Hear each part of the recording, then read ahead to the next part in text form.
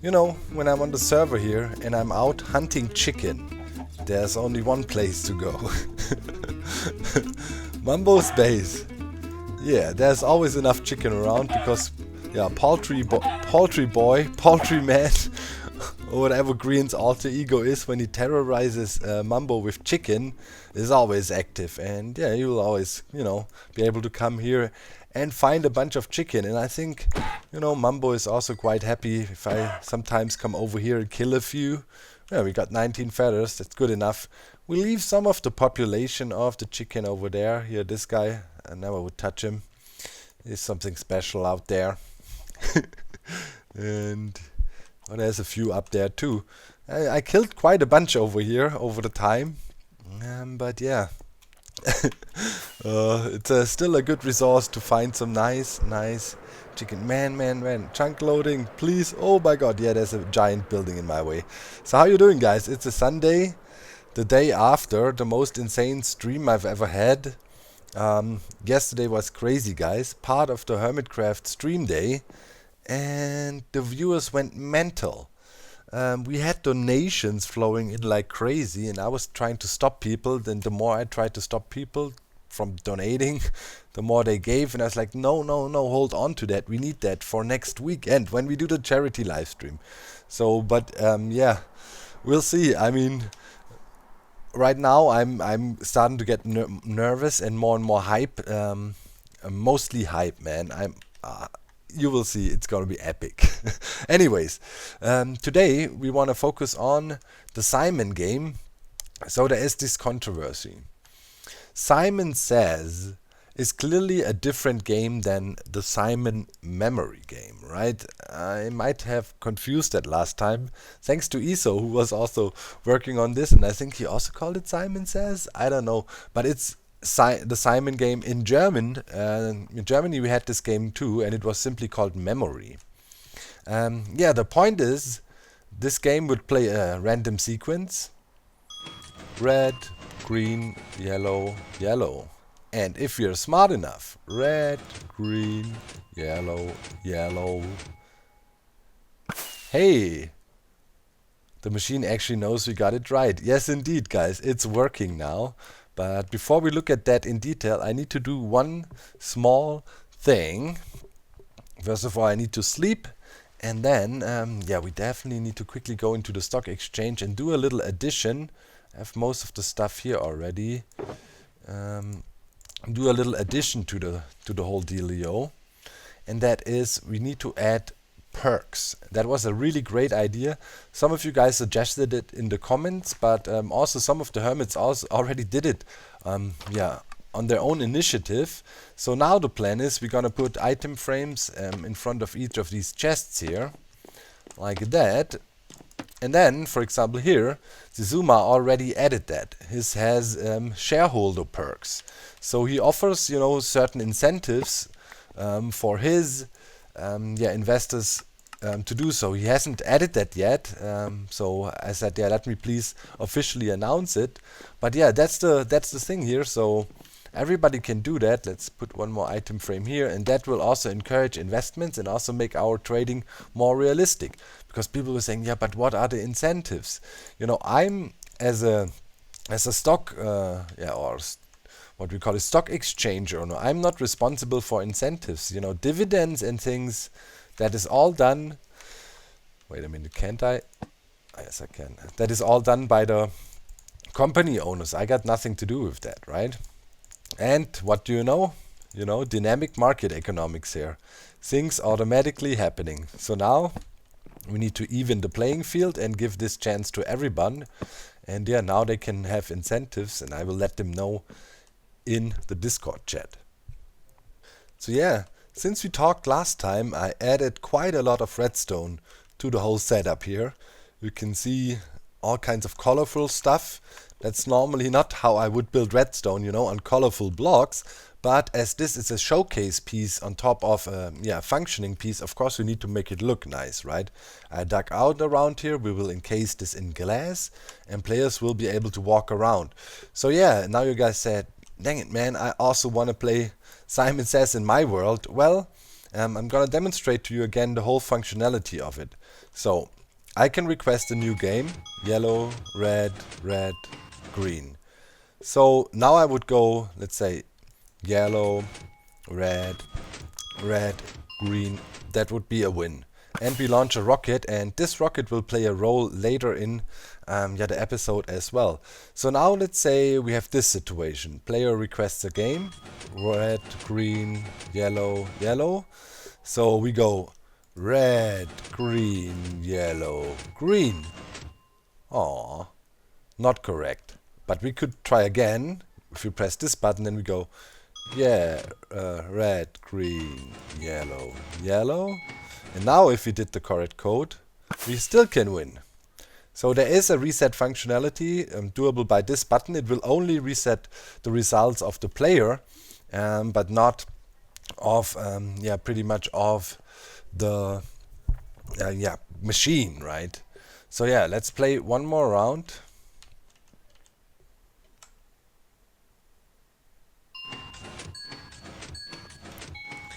Oh, I didn't pay attention now. Hey Cass, did you pay attention? I haven't paid attention at all. Dang, man, we failed. So guys, we're here with Cass, Maizuma Games. Told you before, we've been working on some stuff together, like 4 years, on and off. And lately, I asked him to really, step up the game, and we should do more together on the Hermitcraft server, to let people know, man, there is other really great Minecraft players out there. Guess one of them. If we fly around here real quick, guys, I mean, you see, for example, over there, where is it? There's the jacuzzi, right? We even made the jacuzzi that I'm here. going here. Yeah. Down there. It is always like that. I have certain red zone skills. I can do certain things, but there's always specialists and people that are better than me. And Cass is one of them. He makes some really cool redstone stuff. And yeah, here, we planned it out together. Look, and that is actually exactly the circuit from the Hermitcraft server here with the floor switcher. So yeah, always have people helping. Here's the H door, right? The Hermitcraft door. Views down in the vault.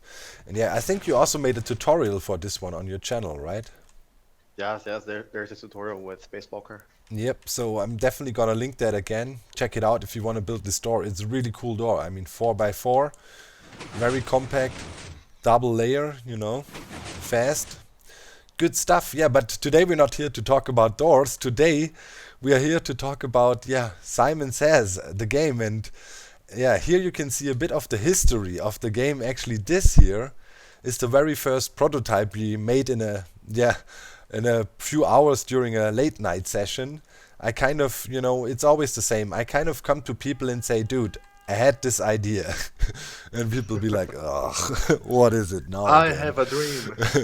And then I said, dude, I wanna be able to play note blocks, and they should actually play a sound, right? Because you can't really do that in Minecraft, because if you left click a note block, you would break it, right?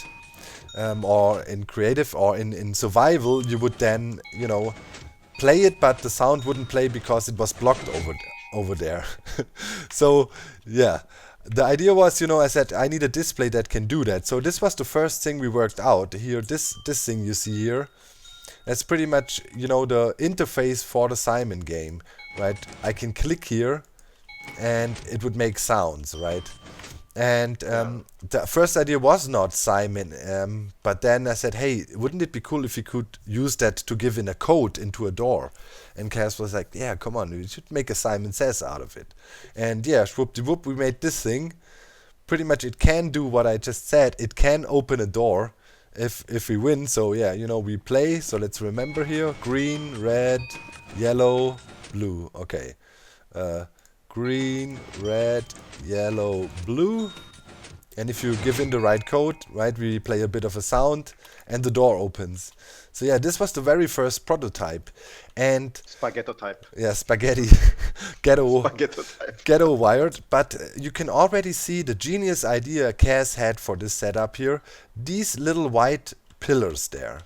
So you can see this one and this one. This is the deciding parts. These are actually memory cells that can store information in a very compact way. And if I use my F3 screen now and look at this, you can see, for example, the power level on this redstone is 6, 0. Oh, at the moment we do a reset, okay.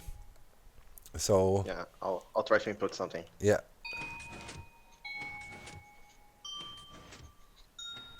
Did you see how we literally write into memory? We're starting at the bottom here and we're working our way up, and depending on the power level of this redstone here, yeah, we can symbolize the different nodes, and that was the cool idea. So Kaz had a setup that could do this, and yeah, you can see that over here, right? This is pretty much such a memory cell you can use to write in memory. And this is an older design in here. Then at the end version, we should maybe go, where is the new version? Here, this one. Yeah. So this is the one. Here, yeah, this is the one you know from Hermitcraft. Oh no, this over there, right? Yeah. This one. Yeah, exactly. So that's the one you know from Hermitcraft. And here you can see the same setup. You know, the prototype that looked gigantic and spaghetti over there now is just this small thing. And as Kaz did that, he compacted it. You know, this is why you need people that are really, really skilled with redstone, right? And know their stuff. They can do things like that. I personally maybe could figure it out, but it would take me a long, long time, and then probably wouldn't be as good. So yeah, so you can see right here, this guy here, this purple tower, and over here the other, yeah, also purple tower. One of them, magenta, I guess. Yeah, magenta and purple. Those are the memory cells here. And then in the middle, the red circuit is pretty much just a comparison if the input is right. And yeah, this is how we do that. And yeah, Kaz knows a lot about this stuff. Maybe you can tell us about a few details. Maybe, yeah, we have this giant thing over there that's also interesting. We can check that out too. I mean, it's the same thing, just bigger, right? Yeah, because the first version that you showed back there was not expandable really. It was very much limited, and this one is infinitely expandable. So this is the one that we can actually use to do like a sequence with like 25 different things to touch on the sounds, on the inputs, and it could actually make the fully featured game. Yeah. And the way it works is quite cool. We can watch from this side, maybe with the lamps in here. I will try to reset the memory. You can see that the pieces of redstone dust will turn on one by one. I will also reset the other one. And what you see in front of you is a double array. So we have a memory latch on one side and on the other side. So if I input anything, it's going to store signal strength values in here. You can see the values coming down. It's quite cool. So cool, man. You know, yeah. And then there's Kaz just entered one value, and you can see the lamp on top here is on. That symbolizes, okay, we got a value stored, right? And then yeah, we can type in more. Okay, because I totally forgot the first one. So if I input something, it goes in there. If I input the second one, it's going to turn on the second lamp. Yeah. But the lamps are actually on because whatever is stored on this side is not the same that is on this side. But if they are the same, like for instance, if I input more stuff in here, then they compare to each other, and the lamps should turn off. Yeah. So yeah, this is pretty much, you know, on a huge scale what we pretty much do in the Simon game over there, right? We compare individual values, and if all the values are the same, that would mean, you know, all the torches here, our lamps are out or off. We had a winning condition, right? Yeah. But yeah, this array is very impressive.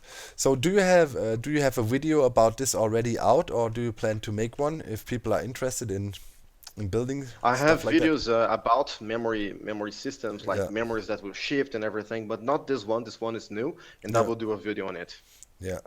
So yeah, this is a good one. You got to check it out. This is very useful for all kinds of games, right? Yeah, and you can store, as I said, you can infinitely expand. You could make this bigger if you want, you know.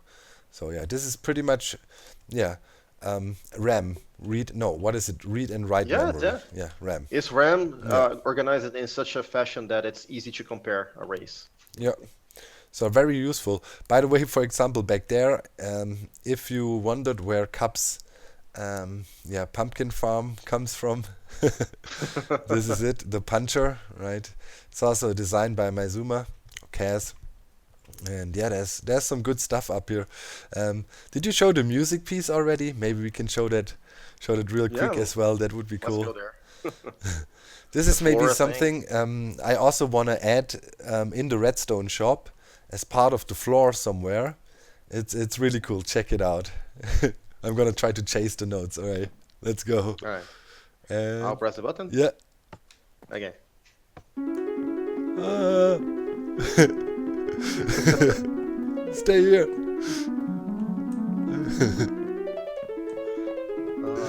Yeah, you can't keep up. Yeah, you see, it's really cool. This nice note block full floor array, and you can have this nice sequence running through it. And you could also have multiple sequences and so on going on, you know. So yeah. Multiple instruments. It's really cool. Even if you stay here in the middle of the floor, you can sense the stereophonic effect, because the notes far away sometimes will feel the sound stronger on the left side, sometimes stronger on the right side over Yeah. here. Yeah, it's nice. It's fun. Yeah, there's fun stuff over there. I also saw, maybe you saw that railway. Yeah, also, for example, for Rendoc's railway system, right? We need to work out some stuff.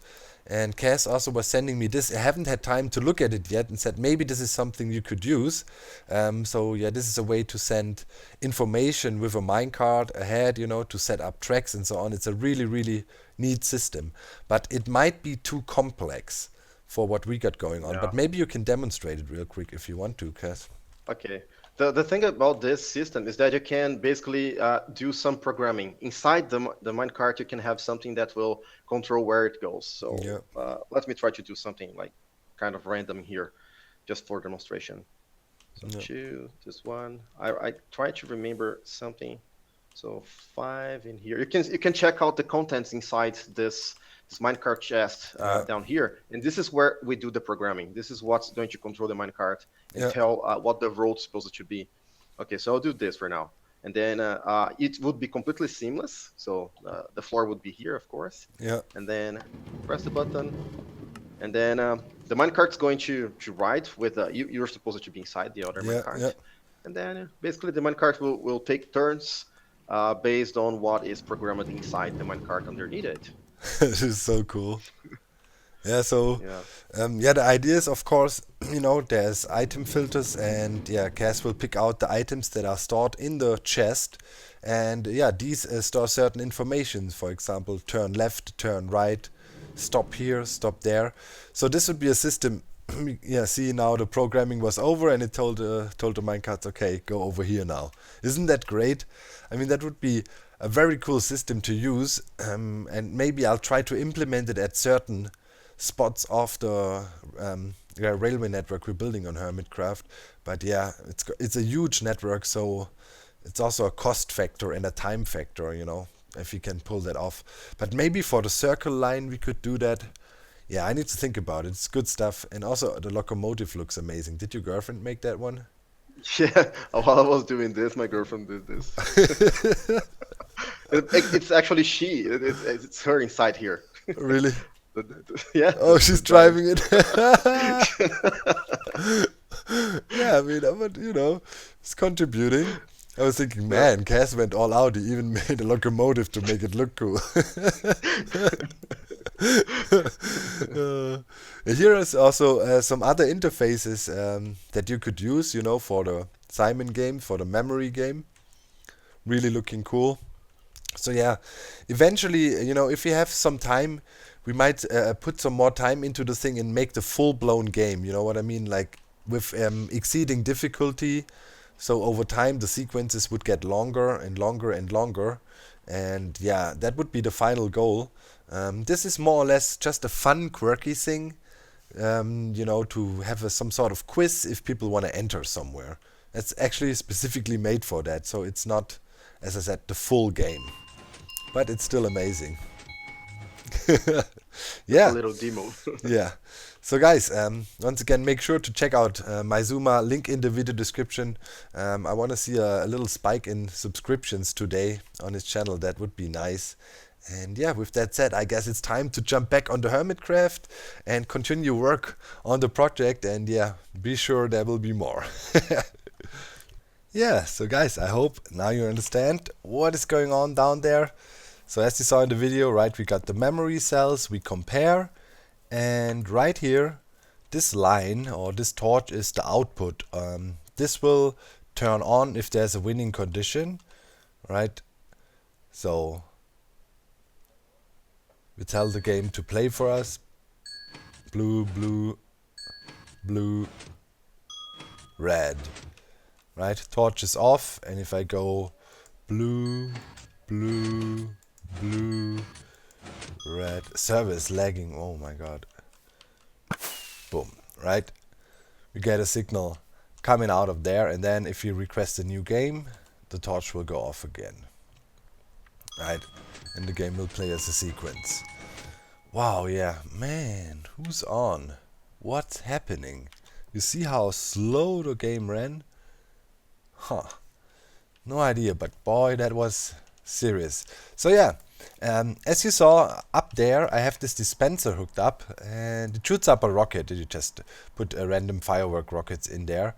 And I was thinking, man, we should work with that maybe. So I was hanging out on the SciCraft Discord just now, and we were doing our morning talk about Minecraft, like we do every day. And yeah, then I said, guys, anybody got an idea of a cool randomizer? And then El Mango said, maybe one could use rockets. And I said, yeah, man, that would be cool. I have rockets installed already. So we worked out a little setup, and I'm going to try it out if it works. But it should be cool. So, you know, the whole idea of the shop is, of course, we want to show off cool redstone contraptions to intrigue potential clients, you know, for them to see, man, this is cool. Okay, I need something like that or similar. Right, so we gotta have an array of cool stuff. So this is, you come here, you open the door. Then, if you type in the code correctly, there is a 1 in 4 chance that you will get a coupon. You know, coupon that gives you a bit of a reduced rate, maybe 25% off for a redstone job. Right, and yeah, we want to build a randomizer for that is also kind of quirky and fun. So the idea was this: we would have, let's get a dirt block here as a stand-in, and then we would do something like that. Let's say, and then we go like 1, 2, 3 blocks up or so, and we encase this in glass like this. Okay, yeah, and now let's get up there, and yeah, we want to have some helper blocks. That'll make it easier for us to build this. We do something like that, and right here we have observers sitting. Right, the observers will observe right here. Wait, we need to flip it. So we put them in like that. Okay, let's put some more helper blocks down. Alright, so let's put one right here. Come on. Ah, annoying sometimes, the placement of these observers. I still wished we had, you know, the cactus style wrench so we can flip items around. I know we have this here on the server, but I'm kind of always shying away from stuff that is not in the game, you know, that already feels modded to me then. So I'm trying to avoid the use of the wrench we have here, but maybe I'll change my mind if we work with some more glazed terracotta. So yeah, something like that we would do, and then we would have string, right? So we can detect what's going on in front of these guys, right? And then we could come in, more glass, block these off, like so. And then shield this off on top too. And I think we should have a half slab here to make things work a little bit better. Let's see if we can grab one from somewhere. Yeah, let's use this one here. Doesn't matter. Okay. And then we have to test and see if this works. So yeah, we would cover all this for now, and then we come in from below. Put the half slab there. Shovel. Let's remove all this. Okay. Alright, and then quickly break out this. Okay, and we want to have the half slab right on top there. Alright, I knew this is gonna happen. I tried. Alright. Give me some dirt. Let's get up a little bit further. Alright, here. Yeah, so this is meant to slow down the rockets a bit, push them down. Alright, let's see. Okay, this is looking promising. So the idea is we want to use the momentum of the rockets, and that it is random. It will go to the cardinal directions, also diagonally sometimes. But if you shoot a rocket up there, we should get a random chance of 1 in 4 for each of these corners to be hit. So what we need is a rocket with flight duration 2 at least to make this work. I think if it's that high, if you make it lower, you don't need that. So you need a certain flight time. So let's see, I had some more gunpowder here, of course, and a bit of paper. So let's make flight duration 2 rockets, just a few. Those are duration 2 now. Okay. Say let's make just a few here. Because later we will probably hook up real fireworks in there. Okay, we need a button. And then we can test this thing. See if it does what it's supposed to do. Okay, make ourselves a button here. And now we check it out. And let's see. So, we want to see one of these randomly going on. Alright, left side. This side. Looks pretty random to me. Okay, we hit this side again. This side. Nothing this time. Alright, that's also cool. Yeah, it seems to have a tendency to go left and right. Now, okay. Yeah, well. Hit the other side. Okay, now it went there. Yeah, it is random. 3 times in a row there. Now we're going here. But yeah, that is a nice rocket-based randomizer. Yeah, it works. This is pretty cool. And now instead of these normal rockets, we could throw some fireworks in. Man, I haven't made fireworks in years. Don't even know how you do that anyway. You need to make these charges, so you need some dyes as far as I remember. Let's pick a bit of orange dye and maybe this guy here. And then you do like gunpowder, dye and another dye. And then, you know, now we made something. Small orange ball. And if we add more TNT, no, it doesn't get bigger. Alright, if we add 2 dyes, orange, purple. Alright, so now we made a charge like that. And now as far as I remember, you literally need to make the rocket with it. So you do this, and then you would make a flight duration 2 rocket out of it. Right? Yeah, now we'd have one with a fireworks. I think that is how that worked. Yeah. Throw that in here. Bang! You know, and then we would have this nice little effect. Okay, this side got chosen.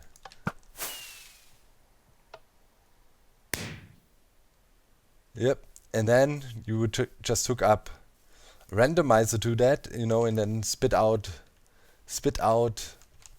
or hook our dispenser up to it somewhere, and then spit out, here and there we spit out a coupon. Right, so people get a discount. That would be cool. So now I just need to figure out where to put this thing. I mean, you know, the first stage is somebody would enter the code correctly, and then this coupon dispenser thing should sit somewhere adjacent, probably around here.